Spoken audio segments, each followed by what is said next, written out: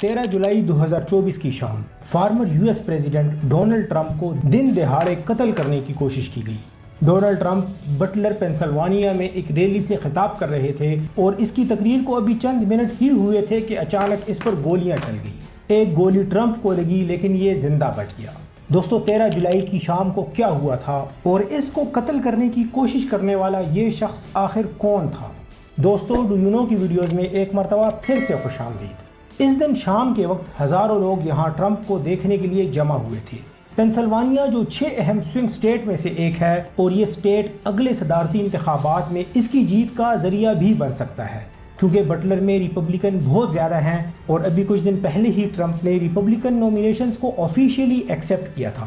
دوستو اس کے ارد گرد ہر طرف اس کے سپورٹرز تھے، کچھ کھڑے تھے کچھ بیٹھے ہوئے تھے۔ ٹرمپ کے ارد گرد اس کے سیکرٹ سروس ایجنٹس بھی موجود تھے اور وہ ارد گرد کی ہر ایک چیز کا جائزہ لے رہے تھے۔ اور اس کی بیک سائڈ پر 3 بلڈنگز تھی اور ان تینوں بلڈنگز کی چھت پر کچھ سیکرٹ سنیپرز موجود تھے اور انہوں نے اس پورے کراؤڈ پر نظر رکھی ہوئی تھی۔ دوستو ٹرمپ تقریر کے دوران بائیں طرف مڑتا ہے اور ایک چارٹ کی طرف اشارہ کرتا ہے جس میں بارڈر کراسنگ کے اعداد و شمار دکھائے گئے ہیں۔ اسی وقت کراؤڈ میں سے بہت سے لوگوں نے چھت پر ایک آدمی کو بندوق کے ساتھ دیکھا، لیکن تب تک بہت دیر ہو چکی تھی۔ اسٹیج کے شمال میں تقریباً 120 میٹر کے فاصلے پر ایک بلڈنگ کی چھت سے ٹرمپ پر گولیاں چلتی ہیں۔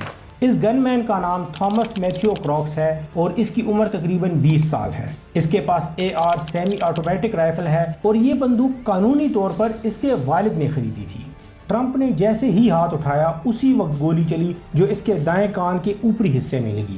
ٹرمپ فوراً پوڈیم کے پیچھے جھک جاتا ہے۔ جیسے ہی پہلی گولی چلی اس کے 3 سے 4 سیکنڈ کے اندر سیکرٹ سروس ایجنٹس اس فارمر پریزیڈنٹ کو گھیر لیتے ہیں اور اپنے جسم کے ذریعے یہ اس کی حفاظت کرتے ہیں۔ کروکس پہلی گولی چلانے کے بعد پھر مسلسل 5 گولیاں اور چلاتا ہے جو کہ اس ریلی میں موجود کچھ لوگوں کو لگ جاتی ہیں۔ ان میں 50 سالہ کورے کامپریڈر گولی لگنے سے فوراً مر جاتا ہے جبکہ باقی 2 لوگ شدید زخمی ہو جاتے ہیں۔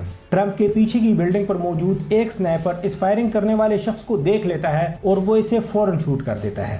دوستو تھامس کی پہلی گولی چلانے کے تقریباً 42 سیکنڈ کے اندر انہوں نے اس بات کی تصدیق کی کہ اب گولیاں چلانے والا مر چکا ہے، اور ٹرمپ پھر جھکنے کے تقریباً 75 سیکنڈ کے بعد اپنی مٹھی اٹھاتا ہے اور وہ کہتا ہے فائٹ، اور کراؤڈ اب ٹرمپ کے لیے اور بھی زیادہ جوش کے ساتھ نعرے لگانا شروع کر دیتی ہے۔